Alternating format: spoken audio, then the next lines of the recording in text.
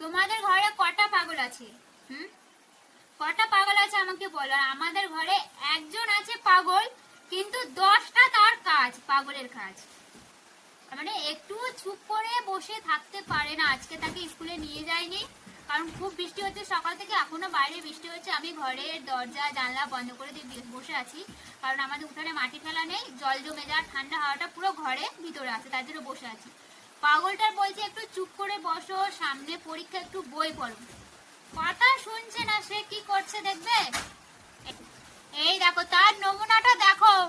বিছানাটা এক্ষুনি গুছালাম, সে বিছানাটা একদম ওলট পালট করে দিয়েছে। আর এই যে ঘরের মেঝের অবস্থাটা দেখো, ঘরের আবার খাটে তলায় ঢুকছে, ব্যাট বার করছে। আর এই যে বই দেখ, একবার খোলে একবার রাখে, ওর পড়াশোনার কোনো মন নেই।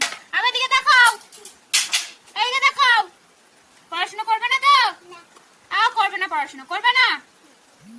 শুধু পেন্সিল কিনে দাও, আমার রবার কিনে দাও, আর কাটার কিনে দাও, এগুলো কিনে দেবো, পড়াশোনা হবে না। আমার দিকে তাকাও, পড়াশোনা হবে না, ওর পড়াশোনা হবে না, ও পড়াশোনা করবে না। যাই হোক, আমিও বসে থাকি আর ও এইসব বদমাশি করবে। এই পাগলটা নিয়ে আমি আর পারি না।